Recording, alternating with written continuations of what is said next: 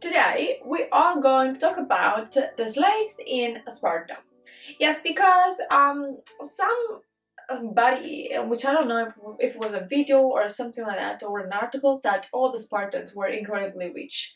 Well, they don't, right? Let's start disputing this. How come? How is that even possible for Spartans not to work? Well, because very simply, they had slaves. It's very simple, right? When you have slaves, you don't need to work. Slaves, but where did the slaves come from? How is that conceived, you know? I mean, sure, even in Athens, especially ancient Athens, they would have slaves. But how do we really like fit the picture of Spartans having so many slaves that they will not worry about producing something of value of trading and stuff? Very simple. There are two moments in history when the Spartans acquired slaves. The first moment is around the 10th century before Christ, when the Greek Dorians invaded the Peloponnese, which was a fertile land blessed by the river Eurata, and enslaved all the inhabitants. All the inhabitants took the name of helots. Helots means captive, capture. And because of that, they started paying tribute to the Spartans. The other section of slaves comes slightly later. We are in the 8th century before Christ, and it comes from the region of Messenia. Now, this region, which is a Greek region, was also enslaved by the Spartans. And so how would you recognize slaves? Very simple. Because they would wear this dog skin cap called a kine, and that basically could not be removed. If removed, they could be punished with death, and their masters would be fined. So now we have this helots, which basically are just slaves. And for some time in history, they only work as slaves. There is no other way of conceiving these slaves, the helots.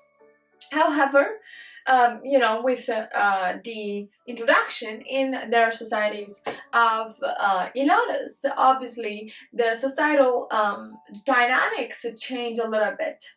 So the first element that happens is that, of course, it is conceived that masters would have sex when not rape with slaves, female slaves, and that would also inevitably lead to the birth of illegitimate sons, and they had a name.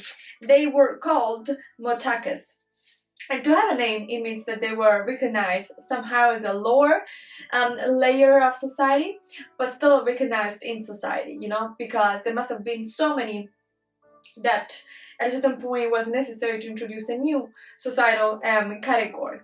That's point number one, and that is obviously, what happens when people meet and merge and mingle, so to speak.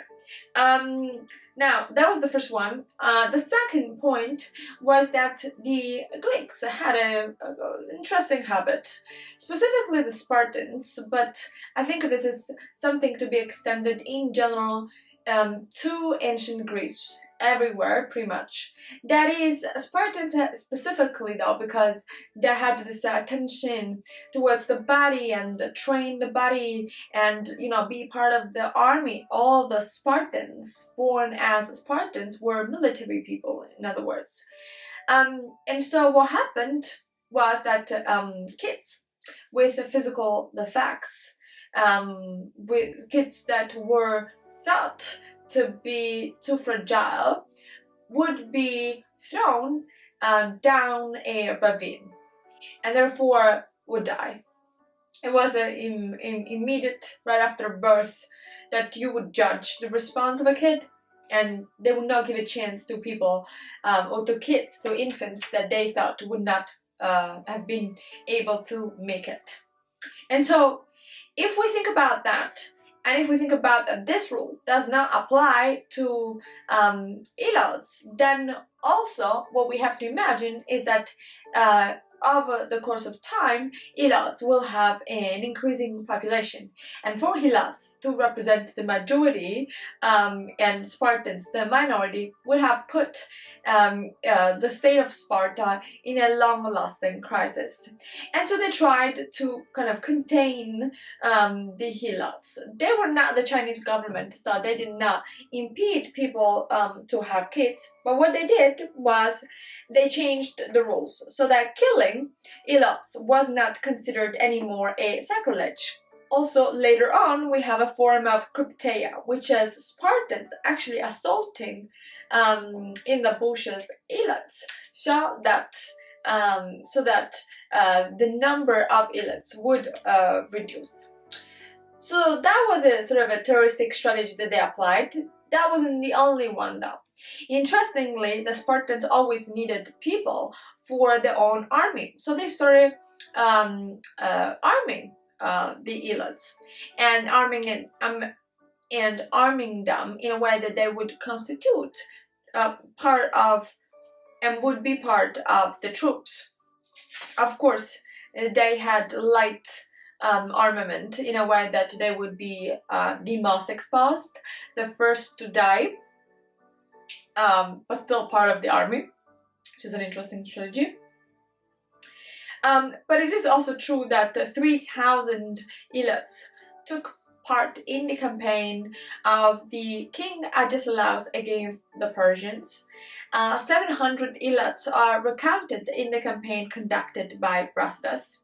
And we do know that also freedom was considered to those helots that participated in the campaign to conquer the island of Sphacteries. And helots becoming part of the army and therefore in this way gaining freedom was also why a new category, societal category was created, that of the so-called neo-damodes, which means new members of the people, new members of the society.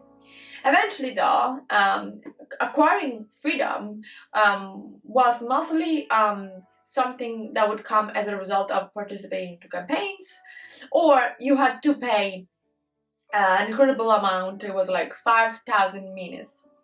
Now, it's not that all helots that didn't really have that much money in general could pay this amount. Some were able to do so because there was a law in ancient Greece that would say that when you have an abundant crop, you give a certain percentage to the masters, you keep some for yourself. You could also sell that part that you have gained. However, the people that were